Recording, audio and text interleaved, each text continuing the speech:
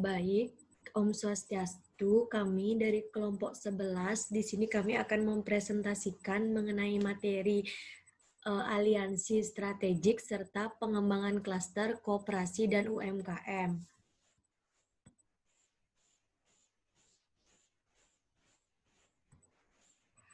Selanjutnya, izinkan kami untuk memperkenalkan diri. Yang pertama, saya sendiri, Wiken Pramasinta Priyadi dengan NIM akhir 196 absen 17, dan rekan saya KDM Yulistia dengan NIM akhir 208 absen 22.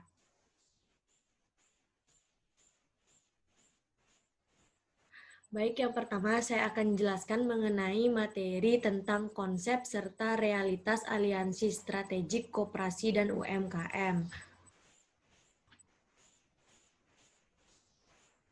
Yang pertama ada pengertian dari aliansi strategis. Aliansi strategis adalah hubungan formal antara dua atau lebih kelompok untuk mencapai satu tujuan yang disepakati bersama ataupun memenuhi bisnis kritis tertentu yang dibutuhkan masing-masing organisasi secara independen. Di mana aliansi strategis ini pada umumnya terjadi pada rentang waktu tertentu. Selain itu, pihak yang melakukan aliansi bukanlah pesaing langsung, namun memiliki kesamaan produk atau layanan yang ditujukan untuk target yang sama. Dengan melakukan aliansi, maka pihak-pihak yang terkait haruslah menghasilkan sesuatu yang lebih baik melalui sebuah transaksi.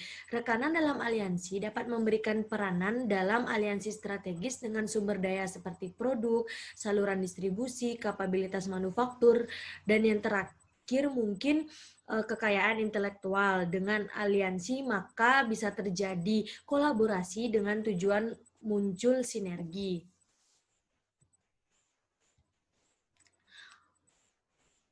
Selanjutnya ada keuntungan dari aliansi strategis, di mana keuntungan dari aliansi strategis ini ada 3. Yang pertama, memungkinkan partner untuk konsentrasi pada aktivitas terbaik yang sesuai dengan kapabilitasnya, dan yang kedua, pembelajaran dari partner dan pengembangan kompetensi yang mungkin untuk memperluas akses pasar. Dan yang ketiga, memperoleh kecukupan sumber daya dan kompetensi yang sesuai agar organisasi dapat hidup. Selanjutnya ada bantuan teknis TA untuk kelas usaha kecil dan menengah UMKM. Proyek Kanada Indonesia Private Sector Enterprise Development ini menyampaikan bantuan teknis khusus untuk klaster-klaster UKM di bidang subjek. Setiap klaster UKM yang bekerja sama dengan Chipset juga menerima bantuan teknis yang berhubungan dengan kesetaraan gender dan perlindungan lingkungan, di mana proyek Chipset ini bekerja sama dengan mitra Indonesia saat ini dengan klaster UKM.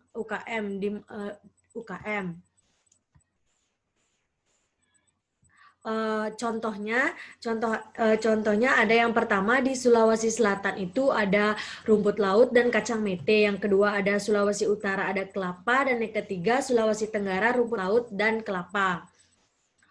Selanjutnya itu ada penguatan kelembagaan untuk Pusat Pelayanan Pengembangan Usaha atau BDSPS.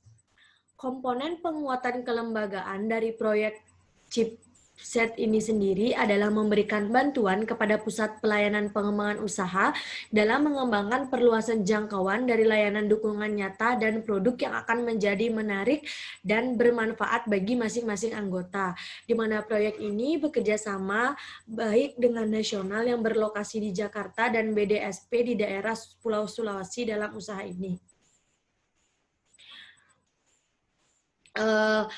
Proyek Chipset ini bekerja sama dengan mitra Indonesia yang saat ini bekerja dengan BDSPS berikut ini di Pulau Sulawesi dan di tingkat nasional di Jakarta. Yang pertama di Sulawesi Selatan itu ada RITPC, di mana RITPC ini adalah Pusat Pelatihan dan Promosi Ekspor Daerah. Dan yang kedua di Pulau Sulawesi Utara, di mana di Pulau Sulawesi Utara ini ada 3. Yang pertama ada Kapet Manado Bitung, di mana yaitu Badan Zona Pengembangan Ekonomi Terpadu Sulawesi Utara. Yang kedua ada BIMP EAGA, yaitu cabang Sulawesi Utara untuk pertumbuhan daerah Brunei, Indonesia, Malaysia, Filipina, ASEAN Timur. Dan yang ketiga ada Dewan Pariwisata Sulawesi Utara atau NSTB. Selanjutnya yang ketiga ada di Pulau Sulawesi Tenggara, di mana di Pulau Sulawesi Tenggara ini ada Kapet Bank Sejahtera atau KBS. Yang keempat di Gorontalo, di mana di Gorontalo ada 2, yaitu kawasan industri agro terpadu dan program pelatihan kewirausahaan. Selanjutnya yang kelima ada Pusat Pelayanan Pengembangan Usaha Nasional atau BDSPS. Ada 2, yaitu Pusat Promosi SME, dan yang kedua Badan Pengembangan Ekspor Nasional, Pusat Pelatihan Ekspor Indonesia. Selanjutnya ada pembiayaan mikro. Area program pembiayaan mikro Chipset memiliki 2 komponen utama. Yang pertama itu ada kapasitas pembangunan kelembagaan dari lembaga keuangan mikro, dan yang kedua penyediaan pembiayaan bergulir dari LKM untuk mendukung penyediaan kredit mikro bagi usaha mikro, kecil dan menengah atau UMKM.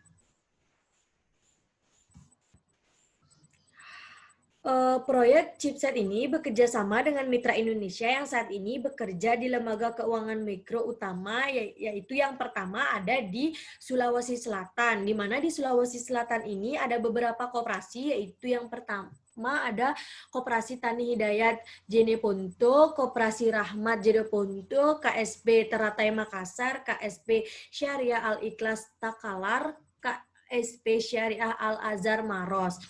Dan yang kedua ada di Sulawesi Utara, di mana di Sulawesi Utara ini ada KUD Muung Tomohon, KSP Ayaman Minahasa, KSP Panaesaan Minahasa, KSU Mandiri Nasional Manado, KSU Makarya Tomohon, dan yang terakhir KUD Kawangkoan Minahasa. Baik, materi yang kedua ini yaitu tentang pengembangan klaster koperasi dan UMKM. Yang pertama itu ada pengertian klaster. Dalam bahasa sederhana, klaster berarti kelompok, namun tidak semua kelompok industri dapat disebut sebagai klaster, di mana ciri utama klaster menurut Smith and Nadvi dalam Hartarto tahun 2004 adalah sektoral dan spatial concentration of firms atau konsentrasi usaha sejenis pada lokasi tertentu.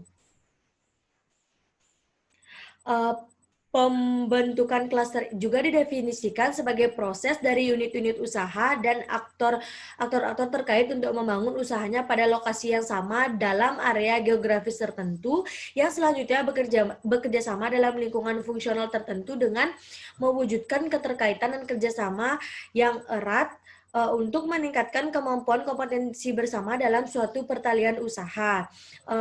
Dampak kompetensi dalam klaster menyebabkan peningkatan produktivitas perusahaan melalui inovasi dan perluasan serta perkuatan perusahaan di dalam klaster itu sendiri. Di mana yang pertama itu ada sentra. Konsep pemberdayaan UKM melalui pendekatan sentra diartikan sebagai model perkuatan, pengembangan, dan penumbuhan UKM yang dilakukan melalui pengelompokan berdasarkan jenis usaha.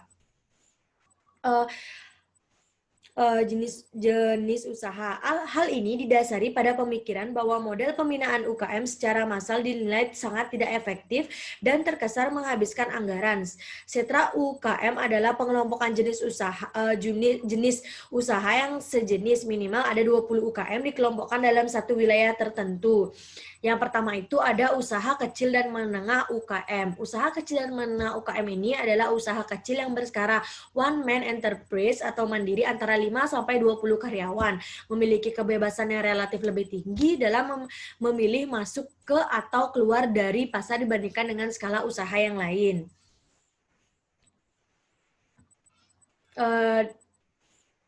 Di mana sentra UKM ini memiliki ciri-ciri, yaitu yang pertama ada merupakan unit kecil kawasan memiliki ciri tertentu minimal 20 UKM. Dan yang kedua, di dalamnya terdapat kegiatan proses produksi suatu jenis usaha yang menghasilkan produk. Dan yang ketiga, satu kesatuan fungsional secara fisik lahan, geografis, agroklimat, infrastruktur, dan kelembagaan sumber daya manusia. Dan yang keempat, berpotensi untuk berkembangnya kegiatan ekonomi di bawah pengaruh pasar dari suatu produk yang mempunyai nilai jual dan daya saing tinggi.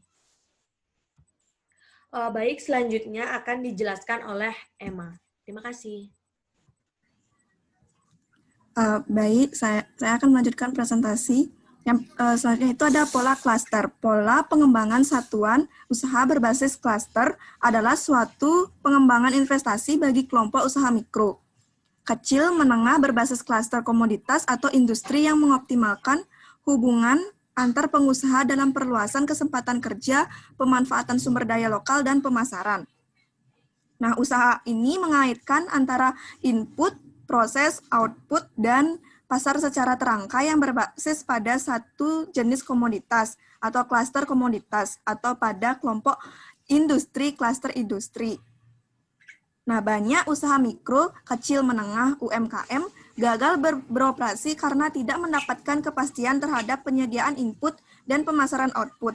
Lembaga keuangan kurang melihat perspektif mata rantai produksi, pengolahan, pemasaran, sebagai suatu rangkaian usaha yang beroperasi secara menyatu dan modal dapat kembali.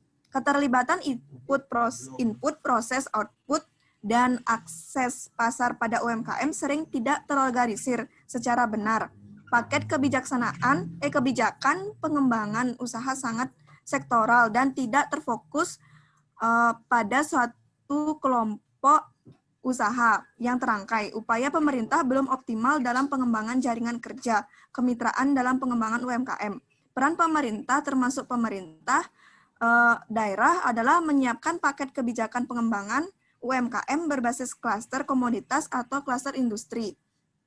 Nah, pengembangan akses UMKM ke lembaga pasar lokal, domestik, dan global. Selanjutnya, next, Ken.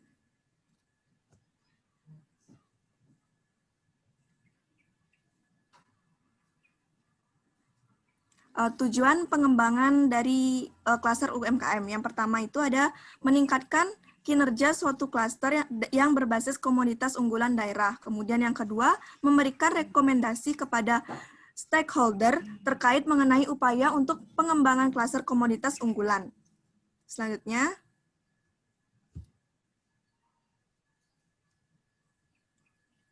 tantangan pengembangan klaster. Terdapat 5 tantangan dalam pengembangan klaster. Yang pertama itu identifikasi klaster berbasis komoditas unggulan. Kemudian yang kedua, identifikasi permasalahan dalam upaya pengembangan klaster.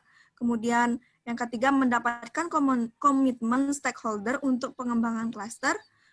Kemudian mendapatkan komitmen untuk business leakage pelaku usaha hulu hilir. Kemudian yang terakhir, mendapatkan komitmen stakeholder untuk kelanjutan pengembangan klaster. Selanjutnya, kunci sukses dalam pengembangan klaster. Yang pertama itu keberadaan fungsi jejaring dan kerjasama. Yang kedua, inovasi yang kuat yang dihasilkan oleh kegiatan lead bank. Kemudian keberadaan atau ketersediaan tenaga kerja terampil. Kemudian kecukupan infrastruktur fisik. keberadaan perusahaan besar, budaya kewirausahaan yang tinggi, kemudian yang terakhir akses sumber pendanaan. Selanjutnya,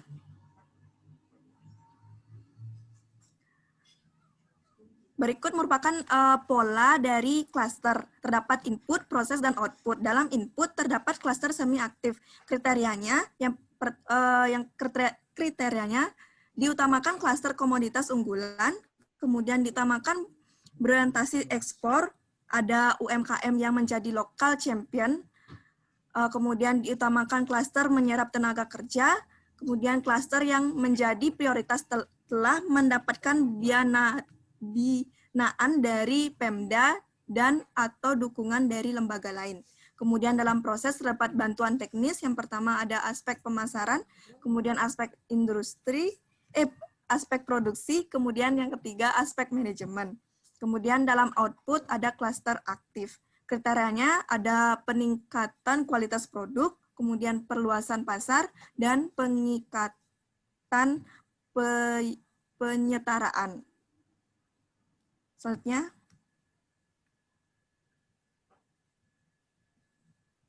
alur pikir pengembangan klaster di Indonesia.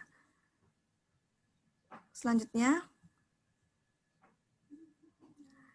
yang pertama itu ada bagan alur pikir pengembangan klaster. Nah, di dalam bagan ini terdapat hulu dan hilir. Di dalam hulu dan hilir ini terdapat faktor-faktor penentu klaster. Yang pertama itu ada faktor kondisi input, yang kemudian yang kedua faktor permintaan, kemudian yang ketiga faktor industri pendukung dan terkait, kemudian faktor strategi perusahaan dan pesaing, dan yang terakhir terdapat faktor modal sosial. Selanjutnya,